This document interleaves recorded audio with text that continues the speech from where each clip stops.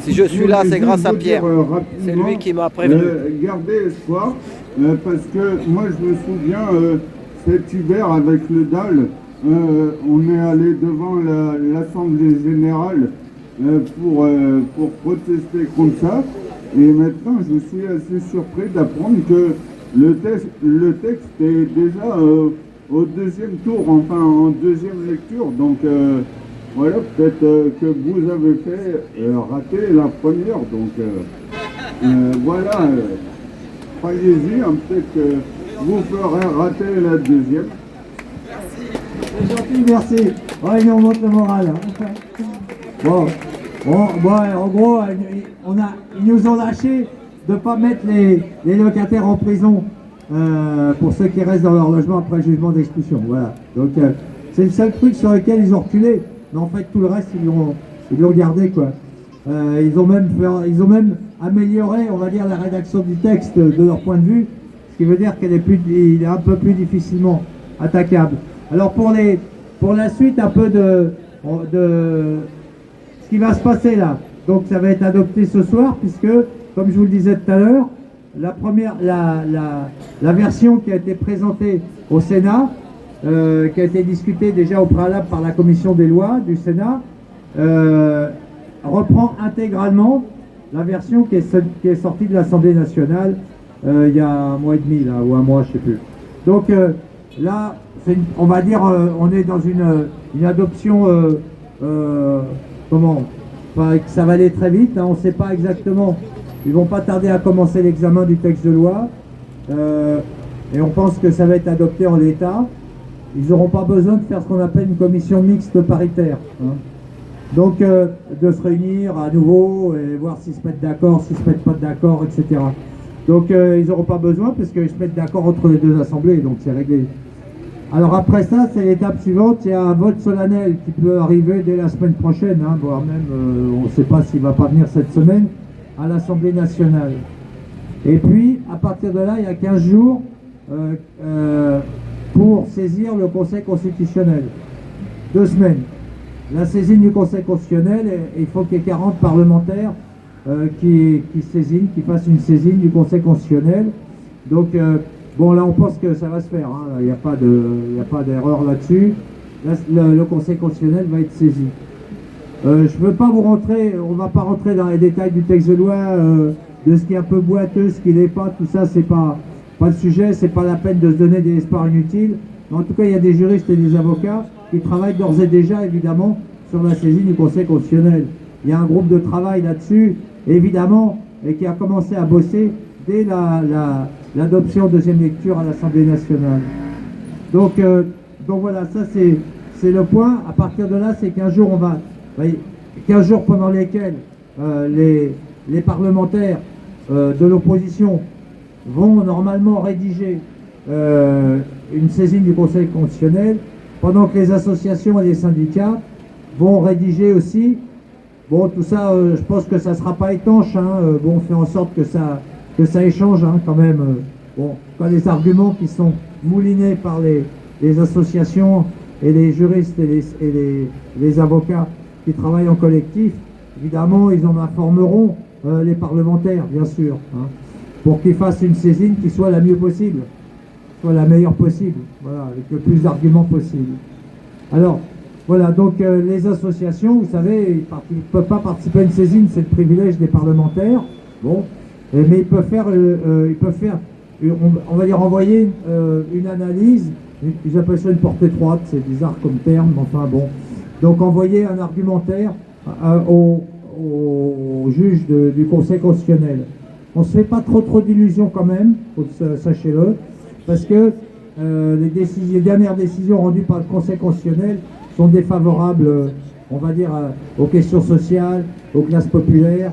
Elles sont plutôt du côté des proprios, du côté des possédants et du côté de ceux qui exploitent au maximum, on va dire, la misère aujourd'hui, et les forces de travail, et le besoin de se loger, le besoin de se nourrir, le besoin de se soigner. Donc voilà, ça c'est le contexte. À partir de là, bon on verra, quoi. On sera évidemment aux côtés de ceux qui seront poursuivis pénalement, hein. Mais n'oublions pas que sur le squat, ils ont prévu non seulement la criminalisation, donc la poursuite pénale, mais aussi l'expulsion administrative en l'espace de 48 heures, avec des procédures simplifiées, avec le préfet qui signera des arrêtés d'expulsion de tout local d'habitation. Cette disposition d'expulsion administrative s'appliquera pas sur les locaux, les usines désaffectées, les bureaux vacants, etc. Hein. Donc cette disposition ne s'appliquera pas, l'expulsion administrative, pour l'instant. Elle n'est pas prévue dans la loi. Dans la loi, pour les locaux d'activité, comme j'ai dit tout à l'heure, ça sera c'est 2 ans de prison et 30 000 euros d'amende. Hein. Donc maintenant, après il y a d'autres mesures aussi qui sont là. On va voir aussi comment ils vont aménager en quelque sorte la question des expulsions locatives. Il va y avoir des aménagements après, des circulaires, des machins, des trucs, donc on ne sait pas trop dans quelle direction ils vont aller. Bon, mais en tout cas, ce qui est quand même étonnant, c'est que cette loi elle coïncide avec une aggravation de la crise du logement, au point que les professionnels de l'immobilier aujourd'hui, qui craignent de perdre du fric, dénoncent l'aggravation de la crise du logement. Entendez bien l'aggravation de la crise immobilière. Hein. Pour eux, c'est la bulle qui est en train de péter. C'est un peu ça. Il faut bien l'entendre comme ça. Mais c'est une bulle immobilière dans un contexte de crise grave du logement. Donc cette loi, elle n'est pas là non plus complètement par hasard. Elle est là pour préparer le retour des investisseurs dans le logement, les encourager à venir spéculer dans le logement. Voilà, Micheline me dit que l'examen, ça y est, l'examen démarre là. Voilà, bon, on ne restera pas jusqu'à la fin parce qu'on reste jusqu'à 20h30. Hein. Donc, mais en attendant, cette loi, elle est vraiment faite pour ramener les investisseurs en disant, vous inquiétez pas, vous pouvez spéculer en toute liberté, acheter des immeubles, etc., virer les locataires, les laisser vite pendant des années, en attendant que les prix remontent. Vous voyez, ça va être les fonds vautours. Les fonds vautours qui vont arriver à un moment donné et qui vont dire, ah, il y a du fric à faire, on récupère les trucs, on vire les locataires, on fait du vacant, on attend que ça monte. Bon, ça c'est l'option, et ensuite on revend dès que les prix commencent à grimper, dès qu'on peut faire une grosse plus-value, à ce moment-là on revend. C'est les fonds vautours, c'est-à-dire ceux qui attendent, les charognards quoi, qui tournent et qui attendent le moment pour faire des affaires. Et puis l'autre aussi, ça va être évidemment pour investissez, pas de souci, vous pouvez expulser les locataires 2 fois plus vite. Et croyez-moi, on va leur mettre un coup de pied aux fesses, on va leur mettre la pression. C'est ça aussi qu'il y a derrière cette loi. C'est de ramener les investisseurs et les spéculateurs, leur redonner confiance. Hein. Voilà. Maintenant, on a un souci, évidemment, c'est qu'ils ont un souci, c'est que le logement est trop cher et ni les locataires ni les accédants à la propriété ne peuvent se loger ou ne peuvent acheter. Donc la rentabilité, le profit tiré de la cherté du logement, aujourd'hui plafonne, il y a la bulle là. On peut plus, bah oui, parce que le logement c'est pour tout le monde, enfin de moins en moins, mais tout le monde a besoin de se loger, mais s'il ne peut pas payer, bah il va chercher à se loger dans un logement plus petit ou il va rester dans la rue. Voilà, donc maintenant les annonces gouvernementales, en 3 mots, rapidement, les annonces gouvernementales, elles ne sont pas faites, on a eu la semaine dernière, elles ne sont pas faites pour loger les classes populaires ou les petites classes moyennes. Elles sont là juste aussi pour dire, bon, on va prendre des mesures pour tempérer et éviter que la bulle, que les prix de l'immobilier descendent trop bas. Hein. C'est un peu ça l'idée générale. On va faire attention à ce que vous ne perdiez pas trop d'argent. On va aider les promoteurs à vendre les logements qu'ils n'arrivent pas à vendre parce qu'ils sont devenus trop chers. Donc l'État va venir à leur secours, Action Logement, c'est-à-dire le 1% patronal, comme on l'appelait autrefois, mais aussi la Caisse des dépôts et consignations et son bailleur social. Et c'est pas fait pour faire du logement social, croyez-moi, c'est pas fait pour ça. Et donc, puis il y a d'autres mesures. Bon, mais toutes elles sont orientées dans cette direction-là, c'est-à-dire, bon, on va faire en sorte que ce ne soit pas l'effondrement du marché immobilier et que les milieux d'immobilier qui ont gagné énormément d'argent ces dernières années, en perdent le moins possible. C'est ça en fait l'objectif des mesures gouvernementales qui sont annoncées, et en aucun cas des mesures pour lutter contre la crise du logement, c'est-à-dire la baisse, le nombre, je dirais historiquement élevé, qui n'a jamais été aussi élevé, du nombre de demandeurs de logements sociaux, du nombre de logements vides, du nombre de sans-abri, du nombre de mal logés, du nombre d'expulsions locatives, comme ça a été dit pendant cette, et aussi de la hausse des dépenses consacrées au logement dans le contexte inflationniste. Voilà. Aussi, autre mauvaise nouvelle, c'est que le gouvernement, l'Assemblée, la Renaissance, avec l'appui, comme d'habitude d'ailleurs, de LR et de l'extrême droite, ont voté une hausse des loyers de 3,5% la semaine dernière. Bon, enfin, il y a 15 jours, je ne sais plus.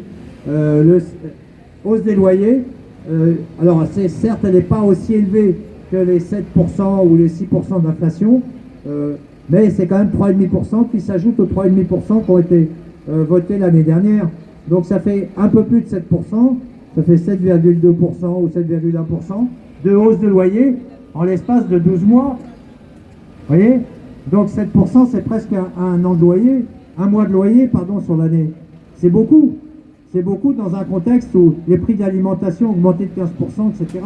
Donc là aussi, c'est une manière de soutenir la rente, de soutenir les investisseurs, etc. Plutôt que d'aider les locataires, de dire, bon, pas de hausse de loyer, ou même baisse des loyers, c'est ce que nous voulons. Baisse des loyers, baisse des charges, réalisation massive de logements sociaux, et mise en œuvre des droits et des lois qui protègent, afin de protéger les personnes les plus fragiles, qui ont le moins de revenus, et qui n'arrivent plus à se loger aujourd'hui. Voilà, bon, donc on continue aussi les prises de parole. On ne va pas se laisser décourager, hein. De toute façon, la lutte va continuer, on n'a pas le choix. On a un petit programme aussi qui se met en place. Vous avez entendu Yann, donc pour la coalition européenne de lutte pour le droit au logement et à la ville. Il y a une délégation il y a une réunion européenne qui va se tenir à Paris au mois de novembre. Et donc, voilà, ça va être aussi peut-être l'occasion de ramener un des mouvements, vous avez vu, en Bretagne, dans le Pays Basque, dans de nombreux... Aujourd'hui, ça bouge. Les gens commencent à bouger sur la question du logement. Donc, c'est un fait nouveau. Là, on a une poussée sur la question du logement. On n'est pas juste là, nous, le petit noyau dur. Il y en a d'autres derrière qui poussent. Bon, alors, par contre, chacun se mobilise à son rythme, hein, et en fonction des forces qu'il peut mobiliser. Mais en attendant, ça bouge. Et il y a une pression qui est exercée. Je pense qu'on va avoir nécessité de trouver des moyens de convergence et d'agir tous ensemble le moment venu. Le mouvement se construit. Voilà, le mouvement contre le logement cher, contre la spéculation, pour la réalisation massive de logements sociaux, pour le droit au logement effectif pour tous et toutes. Ce mouvement-là, il est en train de naître, il est en train de s'étendre, voilà, il est en train de se développer. Et ce qu'on fait aujourd'hui, quand on se réunit à l'appel de beaucoup d'associations, même si tout le monde n'est pas là, même si tout le monde n'est pas mobilisé, c'est quand même un signe. C'est pas terminé, donc la lutte va se développer, il faut la construire et il faut mettre en place des nouvelles formes de lutte et de convergence.